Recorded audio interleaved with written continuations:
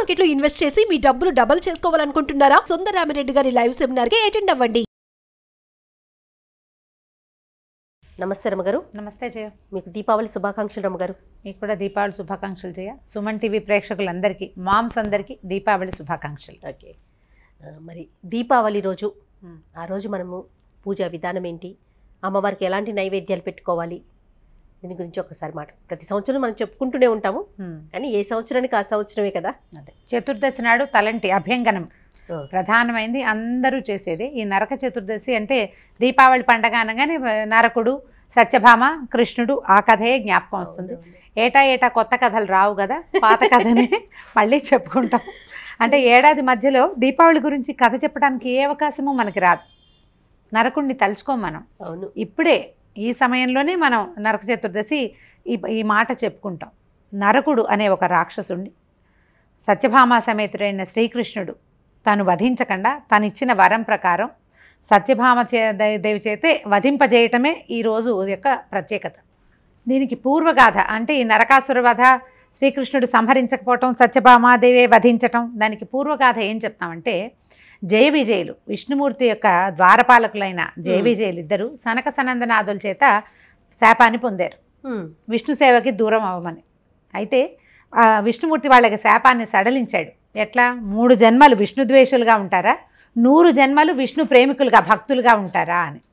అయితే వీళ్ళు ఏమన్నారంటే, 100 జన్మల పాటు భూలోకంలో పుట్టి 100 జన్మల పాటు నీ నుంచి దూరంగా ఉండలేము, విష్ణు సేవకి దూరం కాలేము, విష్ణు ద్వేషంతో అయినా సరే 3 జన్మల్లో మేము నిన్ను తిరిగి చేరిపోతాం అని అడిగేసరికి ఆయన ఆ శాపాన్ని ఇలా టర్న్ చేశారనమాట. ఈ టర్న్ చేయబడినటువంటి శాపంలో మొట్టమొదటగా వీళ్ళు జయ విజయులు ఇద్దరు హిరణ్యాక్ష హిరణ్యకశిపులనే అన్నదమ్ములుగా జన్మించారు భూలోకంలో, రాక్షసులుగా. అయితే ఇందులో హిరణ్యాక్షుడు హిరణ్యకశిపుడు వేరువేరు. హిరణ్యాక్షుడు ఏంటంటే విపరీతమైన వరాలు పొందాడు, వాళ్ళ వరాలే విచిత్రమైనవి. ఇతను ఏం చేశాడంటే, తనకి దొరికిన వరంతో భూదేవిని చాపలాగా చుట్టేసి తీసుకెళ్లి సముద్రంలో ముంచేశాడు. భూమి మొత్తం సముద్రంలోకి వెళ్ళిపోయింది. ఆమె అల్లాడిపోతుంటే విష్ణుమూర్తి ఏం చేశాడంటే, ఆదివరాహ రూపంలో సముద్రంలోకి వెళ్ళి భూదేవిని ఉద్ధరించాడు, పైకి తీసుకొచ్చాడు. ఈ పైకి తీసుకొచ్చిన సమయం సాయంకాల సమయంలో భూదేవి వరాహస్వామి యొక్క సంయోగం వల్ల ఒక కుమారుడు జన్మించాడు. సంధ్యాకాలంలో జన్మించటం వల్ల అతనికి ఆసురీ గుణాలు వచ్చినాయి, రాక్షసుడయ్యాడు అతను. ఆ పుట్టినవాడే నరకుడు. అయితే ఆమె దుఃఖించిందట, రాక్షసులందరినీ నువ్వు సంహరిస్తావు, ఈ హిరణ్యాక్షుణ్ణి సంహరించావు, ప్రతి రాక్షసుణ్ణి నువ్వే సంహరిస్తావు, రాక్షసాంతకుడే కదా హరి, మనకి శివుడు రాక్షసాంతకుడుగా ఎక్కడా చెప్పబడ్డు, అవును, ఇప్పుడు కుమారుణ్ణి వధిస్తావు నువ్వు నా కుమారుణ్ణి ఆవిడ దుఃఖించిందట భూదేవి. అయితే ఆయన ఏమన్నాడంటే, నాకుగా నేను వధించను, ఇతను మా తల్లి చేతులనే మరణిస్తాడు, వీడికి ఆసురీ గణం పెరిగిందనుకో బుద్ధి, మరణించక తప్పదు, అంతేగా, ఆ సంహారకర్తని నేను కాను, నువ్వు అవుతావని ఆమెకు చెప్పాడు. ఏ తల్లైనా కుమారుడిని సంహరిస్తుందా, కాబట్టి నాకు కుమారుడికి మృత్యువే లేదని సంతోషించిందట ఆవిడ. ఆ మృత్యువే లేదని భావించబడినటువంటి కృతయుగం నాటి నరకుడు తర్వాత మధ్యలో త్రేతాయుగం అయిపోయింది, ద్వాపర యుగంలో మళ్ళీ శ్రీకృష్ణ పరమాత్మకి తారసపడ్డాడు.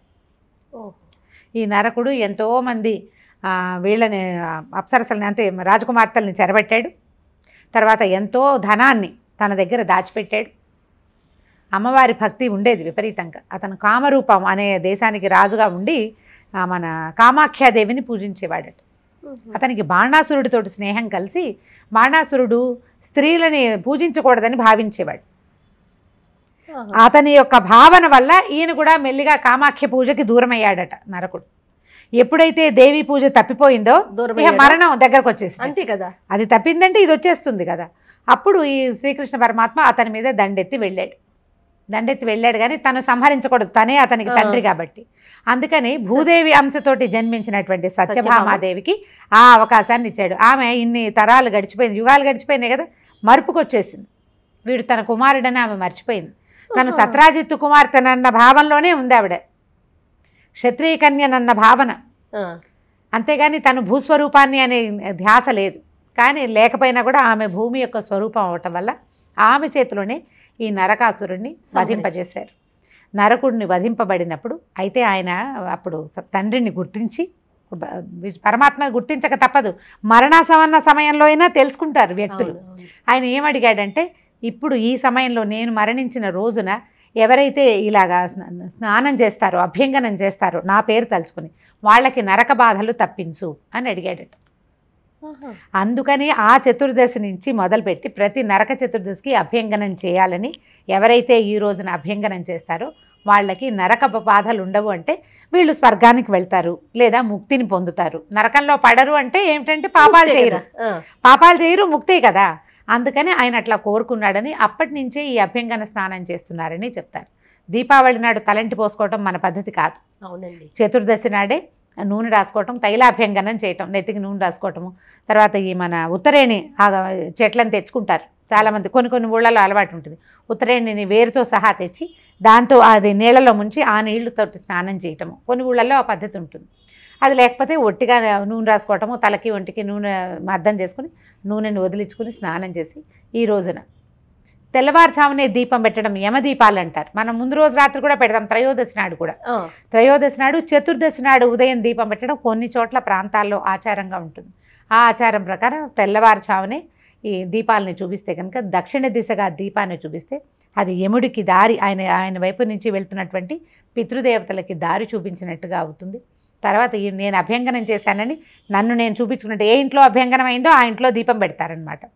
ఈ ఇంటి జోలికి నువ్వు రావద్దు అని చెప్పడం, దానికోసమని ఆ దీపాలు పెట్టే పద్ధతి చేస్తారు. చతుర్దశి నాడు స్నానం చేస్తాం మనం. మర్నాడు దీపావళి నాడు సాధారణంగా అందరం చేసేది ఏంటంటే దీపాలు పెట్టుకోవడం, టపాసులు కాల్చుకోవటం. అవును, ఇవి రెండే మెయిన్ మనకి. అంతే. అయితే మర్నాడు పెట్టవలసిన దీపాలని ముందు రోజే చక్కగా కడిగి పెట్టుకోవటం, కొత్త ప్రమిదల్ని నీటిలో నానబెట్టి ఒక 2-3 గంటలు తర్వాత వాటిని ఆరబెట్టుకోవటం, ఒత్తుల్ని నూనెలో వేసి నానబెట్టుకోవటము, తర్వాత రేపు తినడానికి కావాల్సిన తినుబండారాలు ఏమైనా తీపి వస్తువుల్ని చతుర్దశి నాడు వండుకొని పెట్టుకోవటం, తయారు చేసి పెట్టుకోవటము. ఈ పద్ధతులన్నీ చూసుకుంటాం. పాతవి ఏమైనా ప్రమిదలు ఉంటే వాటిని కూడా కడిగి ఆరబెట్టేసుకోవటము. ఆ తర్వాత రేపు కాల్చాల్సిన, పిల్లలు కాల్చుకోవడానికి బాణాసంచా తెచ్చుకుంటారు, అవి ఎండలో పెట్టుకోవటము. ఇలాంటి వ్యవహారాలన్నీ చేసి, అయితే ఏంటంటే చతుర్దశి నాడు చిన్న చిన్న దానాదులు ఏవైనా చేస్తే మంచిదట. వస్త్రదానము అవి చేసుకుంటే చాలా మంచిది. ఒకవేళ కనుక మనం నూతన వస్త్రదానం చేయలేని వాళ్ళు పాత బట్టలనైనా ఎవరికైనా ఇవ్వటం, కప్పుకునేందుకు దుప్పట్లు అలాంటివి ఇస్తే, ఇప్పుడు మనకు రాబోయేదంతా ఈ శరదృతువు రెండో భాగం కదా. శరదృతువుల మొదటి భాగం ఆశ్వేజ మాసం, అది వెళ్ళి కార్తీకం వచ్చేస్తుంది, చలి పెరిగిపోతుంది. ఇప్పుడు ఈ సమయంలో ఇచ్చే దుప్పట్లు, రగ్గులు, ఉన్ని దుస్తులు అవి కనుక దానం చేస్తే విశేషమైన ఫలితం లభిస్తుంది. కప్పుకున్న ప్రతిసారి వాళ్ళు మనని గుర్తు చేసుకుంటారు. అంతే కదా రమ్మగారు, కదా మంచి పని కదా, మంచి పని. ఆ పని ఈ చతుర్దశి నాడు కనుక దానం చేస్తే మంచి ఫలితం ఇస్తుంది. వాళ్ళు తలుచుకోవటం, వాళ్ళు మెచ్చుకోవటం వల్ల మనకు అదొక పాజిటివ్ ఎనర్జీ కింద ఫలితాలు కదా, మంచి ఫలితాన్ని ఇస్తుంది. ఈ ప్రయత్నం చేయొచ్చు కుదిరిన వాళ్ళు, అవకాశం ఉన్నవాళ్ళు. మర్నాడు పొద్దున మనం దీపావళి పండుగ చేసుకుంటాం. ఉదయకాలం కంటే సాయంకాలమే సాధారణంగా లక్ష్మీ పూజ చేసుకోవటం. పొద్దున ఈ కొత్త బట్టలు కట్టుకోవడం కూడా మనం చతుర్దశి నాడే కట్టుకుంటాం. అమావాస్య నాడు పెద్దగా కొత్త బట్టలు కట్టుకోగానే ఏదో కాస్త పర్వాలేదు, ముందు రోజే పసుపు పెట్టేసి మర్నాడు కట్టుకోవచ్చు, అలాంటి నియమాలు ఉంటాయి. అవునవును. పొద్దున పగటిపూట మన దేవతార్చన సాధారణంగా పూజ దీపారాధన చేసుకోవటం. సాయంకాలమే మనం లక్ష్మీ పూజ అలవాటు ఉన్నవాళ్ళు, వ్యాపారస్తులు, తర్వాత ఇళ్లల్లో అలవాటు ఉన్నవాళ్ళు చక్కగా అమ్మవారికి మన ఇంట్లో ఉన్న బంగారం అంతా మనం ఏ లక్ష్మీ స్వరూపాన్ని పూజిస్తున్నామో ఆమెకి ధరింపజేసి లక్ష్మీ ప్రీత్యర్థం చక్కగా పూజ చేసుకోవటం. మామూలు మనం శ్రీ సూక్త విధానంతో చేసుకోవచ్చు. అంత విధానం రాదండి అంటే షోడశోపచారాలు చేయలేకపోతాం. పంచోపచారాలతోటైనా సరే దీపధూపాలు, తర్వాత నైవేద్యము, తాంబూలము, పుష్పం సమర్పించి నమస్కారం చేసుకోవటం, ఈ 5 ఉపచారాలతోటైనా లక్ష్మీదేవిని సాలంకృతంగా చేయటం, చక్కగా అలంకరించటం. బంగారం లేదు, దానికి ఏం బెంగేం లేదు, బంగారం ఉండాలన్న నియమం లేదు. పువ్వులతోటైనా సరే చక్కగా స్థిమితంగా ఈ కనీసం పండగ రోజున పోట్లాడుకోవద్దు, వాదనలు చేయబోకండి, పాత బట్టలు లోపల నుంచి తీసి వేసుకోవద్దు, కొంచెం కొత్తవి అబ్బాయి మంచి బట్టలు వేసుకోవటం, పిల్లలు కూడా మంచి బట్టలు వేయటం, ప్రశాంతంగా ఉండటం, ఏదైనా తీయటి వస్తువులు చేసుకుని తింటాం, కొట్లాటలకి దారితీసే ఇవేమైనా ఉంటే వాటి నుంచి తప్పించుకోండి. ఎందుకంటే లక్ష్మి సుప్రసన్నంగా ఉండే కాలం ఇది.